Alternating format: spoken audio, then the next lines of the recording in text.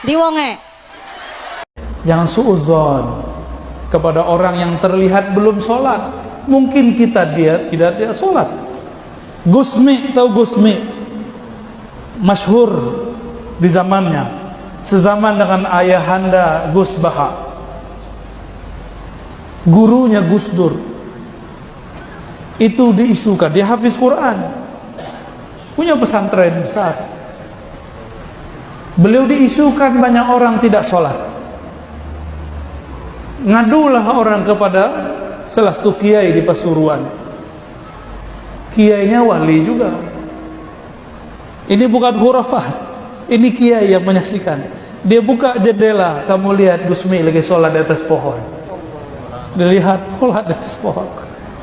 Mereka tidak percaya ini, ya. Mereka tidak percaya, orang-orang yang ingkar kepada tasawuf, ingkar kepada karamah, tidak percaya. Mereka nggak percaya. Kalau saya percaya, karamatul aulia saya percaya. Jadi kalau ada orang yang dimasyhurkan sebagai wali, tidak terlihat sholat, bukan berarti dia tidak sholat. Mungkin dia lagi nguji antum. Antum ini yang sholatnya begitu, sudah berani belum jadi juri? Ya. Tapi semua ulama ahli tasawuf sepakat, ilmuna musyayyadun muqayyadun bil kitabi was sunnah. Ilmu kami sangat berkaitan erat dengan Quran dan sunnah. Imam Zarruq mengatakan, al-batin yukhalifu zahir batil. Semua yang ilmu batin, ilmu tasawuf yang menyalahi syariat, maka itu batil. Man a'rafun nas bisyariah a'rafuhum bisyariah a'rafuhum bil khilaf. Orang yang paling mengerti syariat adalah yang paling mengerti khilafiyah. Baru tahu satu mazhab sudah berani bantah mursyid, ya. Baru tahu satu mazhab, satu qaul sudah berani bantah Habib. Ukur diri, antum baru hijrah berapa tahun? Habib 20 tahun, Habib 40 tahun. Mursyid sudah satu nafasnya bersama Allah Subhanahu wa ta'ala. Saya tidak membela orang tidak sholat. Setahu saya tidak ada wali kecuali dia sholat. Saya pernah suudzon dengan seorang wali, tapi baru suudzon, khatir di kolbu. Apa kata dia pandang saya? Jangan kamu kira saya tidak sholat. Ya salam. Karena saya satu hari satu malam dengan beliau tidak terlihat beliau sholat. Terbesit di hati. Ternyata kawan saya naik ke lantai 2 sholat subuh, ada beliau di atas. Terus yang di bawah siapa? Jangan-jangan yang kita temui itu bayang-bayang. Diwonge. Bismillahirrahmanirrahim. Alhamdulillahilladzi amarana bis-salah walhamdulillahilladzi ba'atha lana akmalan nas salatan lillah wa huwa sayyidina Muhammad ibn Abdullah. Amma ba'du, Allahumma salli wa sallim wa barik ala sayyidil wujud sayyidil musallin sayyidina Muhammad wa ala alihi wa ashabihi ajma'in. Sahabat-sahabat yang mulakan Allah, apakah benar setelah bermakrifat, setelah mengenal Allah, kita tidak perlu lagi sholat? Kata orang tertentu, untuk apa sholat? Allah kan sudah ada dalam diri kita. Kalau sholatnya baru ruku sujud, itu belum sholat. Apakah betul demikian? Teman-teman yang mulakan Allah, bukankah Rasulullah atqan nas? Nabi itu orang a'rafun nas, paling bermakrifat. Dan kita tidak menemukan riwayat bahwa beliau meninggalkan sholat sampai hayat beliau, sampai hayat beliau berakhir.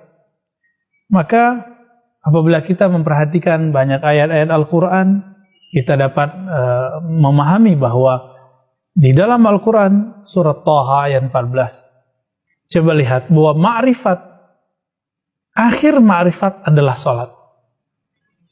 Allah berfirman, berkalam kepada Sayyidina Musa. Apa kata beliau? Innani anallah la ilaha illa ana. Sesungguhnya aku adalah Allah, tiada ilah, tiada yang berhak disembah kecuali aku. Dan di ujungnya Allah mengatakan, fa'budni, sembahlah aku, aqimis salata li dzikri, dirikanlah salat untuk mengenangku, mengingatku. Allah mengenalkan dirinya, sesungguhnya akulah Allah, sembahlah aku, lalu dirikan salat untuk mengingatku. Maka justru sebaliknya, ciri-ciri orang yang bermakrifat, dia mendirikan ubudiyah dan salat kepada Allah SWT.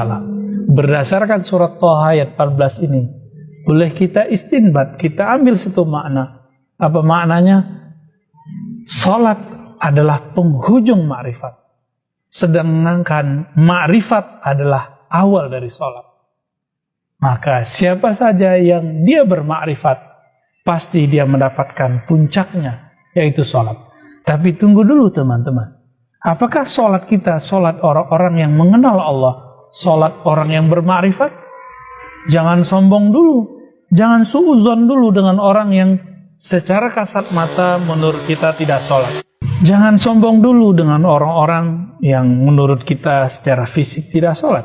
Barangkali hatinya selalu berkoneksi kepada Allah, sedangkan kita salatnya mungkin dahsyat, 5 waktu di masjid, tapi mulai dari takbir sampai assalamualaikum tidak pernah ingat Allah kecuali sesaat. Barangkali kita orangnya seperti itu. Maka jika kita melihat seseorang secara kasat mata tidak terlihat sholat di masjid bersama kita, belum tentu dia tidak sholat. Barangkali dia mengikuti manhaj khalwat Imam Ghazali.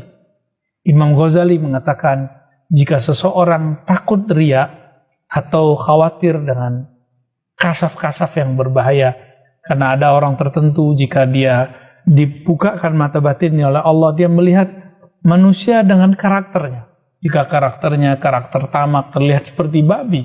Jika karakternya galak, bengis, maka terlihat seperti si guguk, anjing. Maka orang-orang ini diperkenankan oleh Imam Ghazali untuk sementara waktu sholat sendiri, bukan sholat berjamaah.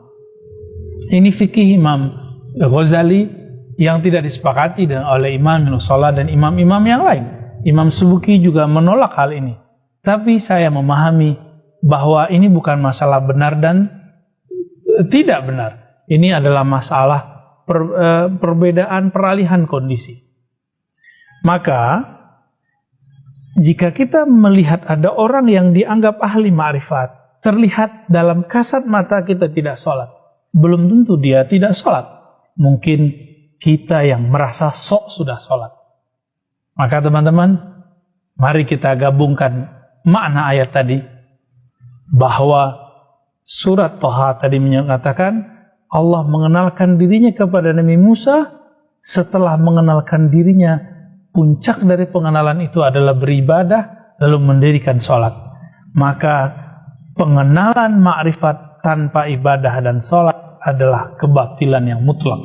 Sebaliknya juga, orang-orang yang sholat tapi tidak mengenal Allah, itu sholatnya juga tidak bermakna, mardud indallah, tidak diterima di sisi Allah SWT. Maka kita menuduh diri kita, jangan-jangan sholatku belum khusyuk. Tidak sibuk memandang orang lain, menjadi juri orang-orang lain. Lalu bagaimana dengan orang-orang yang dia sholat karena mungkin kata dia di ahli ma'rifat, lalu dia sholat cuma beberapa waktu, mungkin hanya 3 waktu atau 2 waktu atau sewaktu saja. Oh, orang seperti ini wilayahnya berbeda. Ini tidak termasuk kepada wilayah ma'rifat. Ini adalah perbedaan fikih. Fikih antara Ahlussunnah dengan kelompok Syiah Imamiyah. Mereka memang berbeda dalam waktu sholat dengan kita.